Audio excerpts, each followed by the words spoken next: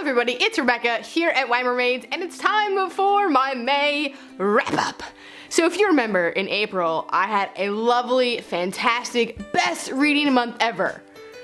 Just kidding. Remember in April I read like 2 things? Yeah, that was pretty bad. Well, in May, I read 8 things. So woo, I'm out of my slump. I'm back in the game of reading. Sort of, kinda. I mean, you know, 8's pretty good. 8's a pretty good reading month. I'm still behind on my Goodreads goal, but it's summer almost in 2 weeks. I'm out of school in 2 weeks for summer, so I will have more time to read, and I will read more books. So anyway, but that's not about the future. This is about the past, the month of May. So again, I read 8 things, so let's just talk about what I read in May. I read a total, again, of 8 things. There were 2 audiobooks, 1 graphic novel, and 6 regular books. So, pretty even kind of ish thing. I also participated in the book buddy-a-thon. My buddy was Trina from Between Chapters, and I read 4 books for that, so that was a big part of the reason I read so many books. And I had an average of a 4.0 for my reading. I've been a little bit harsher lately with my ratings of books. I haven't really given any 5s since like the beginning of the year.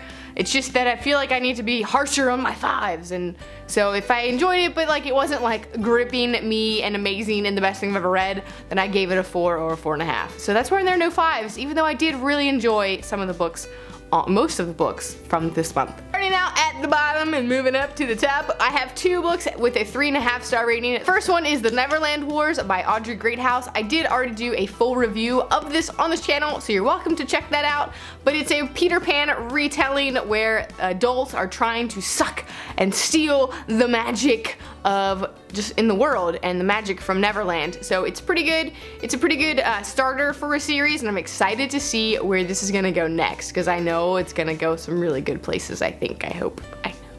Other 3.5 star read was The Crown by Kiera. This is the 5th book in the Selection series. There are 5th and final book in the Selection series, and it kind of just wraps everything up nicely. I gave it a 3.5 because that whole series to me is very fluffy and easy, and I read it in a day, and it was just something that like you can just pour through really quickly if you are enjoying it, and I did enjoy it, but it's not like the greatest thing in the world. And this one just really wraps up everything from the series nicely, in a nice little way, and the problems that I had with the heir, a lot of them did get resolved in The Crown. Like, she was not as annoying, I didn't find, and not as bratty as she was in The Heir. She ended up with the person that I wanted her to end up with, so I guess there you go. That's pretty good. So it was like a 3.5. I had 6 4-star reads, so I'm just gonna go through these in no particular order because I rated them all a 4 stars. The first one is In Real Life by Cory, Doctorow, and Jen Wang. This was my graphic novel of the month, and I really enjoyed it. It talks about knowing people in real life versus on the internet, and it's this girl, this gamer girl, who it's kind of like a League of Legends or World of Warcraft type game that she gets brought into, and in a female kind of clan, and then she meets this guy from China, and his backstory and his life is completely different from hers. And it's not a love story, it's more of a friendship and kind of understanding cultural differences and connecting with people online, which is a big part of the world and like what we're doing right now, aren't we? So I thought it was really interesting. I wish it could have been developed more, but I feel like that's always my problem with graphic novels, so I did enjoy it, and I gave it a 4 out of 5 stars. Both of my audiobooks this month were 4-star reads. That's right, 2. I never read more than 1 in a month, and I got through 2, which is pretty awesome. Both of these were non-fiction, memoir-esque type stories read by the author, and they're both kind of like not self-help, but kind of like inspirational to do better with your own life. And the first one was The Art of Asking by Amanda Palmer. Amanda Palmer is, she's married to Neil Gaiman, which is, I love Neil Gaiman, so I was like, what? Yay, I have to read your book.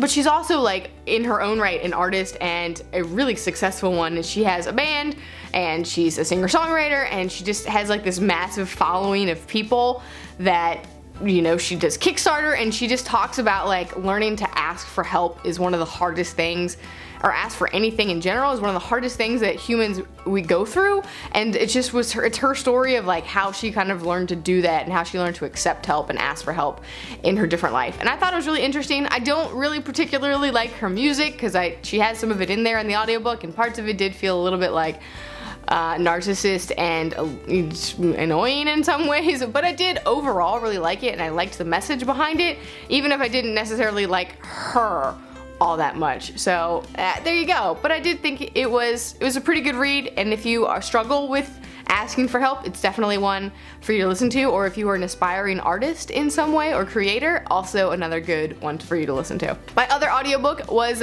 The Year of Yes by Shonda Rhimes, and this, who is the creator of Grey's Anatomy and How to Get Away with Murder and Private Practice and Scandal and like all the amazing good shows on ABC, are Shonda Rhimes. If you didn't know that, they're awesome. I love it, and I love her, and so I listened to her. She read it. It was awesome. I said awesome a lot, but that's okay. And so anyway, she was kind of going through this phase, she realized, where she was saying no to everything. Like every event she got asked to do, she said no, and she just always made excuses. And so for 1 year, she gave herself the challenge of saying yes to anything that scared her or that she wanted to improve upon, I guess, in her life. And it's her story of just little anecdotes about different experiences of having to say yes, of things that scared her. It included some of her speeches that she gave that year, which were really inspirational and amazing, and I, as a wannabe writer, I really loved listening to her story and what she does, and I was like, I relate to you so much, Shonda, so much. She's funny, and it just feels like she's having a chat with you. Is it the best thing in the world? No, because again, it's a memoir, and so a lot of it is, you know, she's very into herself, which is great, and I think it's awesome that she loves herself, and I love her too. But I kind of wanted to see a little bit more of the struggle and things like that, but overall, again, I really liked it, and I love audiobooks that are read by the author, especially nonfiction. I just get sucked into them, and it's just really easy to listen to. Speaking of audiobooks, I am now an Audible affiliate, so if you want to check out either one of those books for free with a free 30-day trial and a free download of your choice, you can use my link down in the description to get all that and to check out Audible and check out those books. I really recommend them because I was really inspired by both of them on different levels, and so if you're interested, or any other audiobook that you're interested in, why not get a free one, right? Right. My other 3 4-star reads, there's 3 of them, and I'm gonna group them all together because they all go together, because it's The Dream Thieves, Blue Lily, Lily Blue, and The Raven King, all from The Raven Cycle by Maggie Steifvater. I read The Raven Boys like a year ago and was not a big fan. I liked the characters a lot, but I did not like the story. I was like, I don't care about this plot, I don't care about this supernatural stuff. But then The Raven King came out, everybody was gushing about it, and I was like, I want to read it, I want to get caught up. So I did. I read all 3. I technically started The Dream Thieves in April, but I finished it in May and whatever, and I finished The Raven King on like June 2nd, but it doesn't matter, most of them were all read in May, so I'm just gonna group them all together right now. And overall, I gave all of them a 4, which is an improvement on The Raven Boys, so I probably should go back and reread all 4 of them and see if my opinion changes. But I really liked the story a lot more. I really liked where it went. I loved the characters. I just love them. I love them so much. And I think that's really the key thing. And this series is a really weird series. There's a lot of crazy stuff happening. I tried through the audiobook and it didn't work. I had to read it.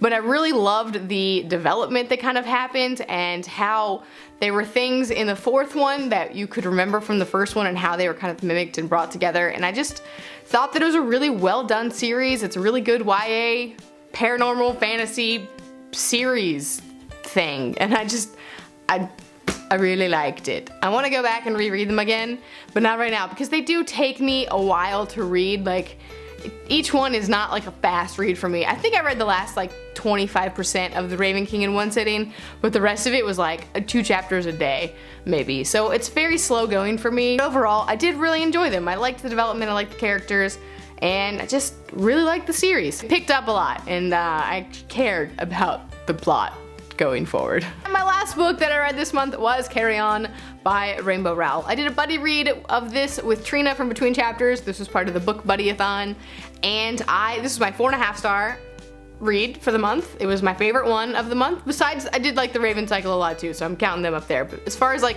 solo read, single read, highest rating goes to Carry On, which is everything I wanted to be and more. I mean, it's kind of marketed as gay Harry Potter, so that actually takes away, I think, from it, because if you read it going into it thinking that it's Harry Potter, you pick up on too many of the similarities and you're like, oh, that's how she changed it. Once you get past that and you just start to really fall in love with the characters, it really is a fun read. I read it in like 2 days or something. I flew through it. I liked the story.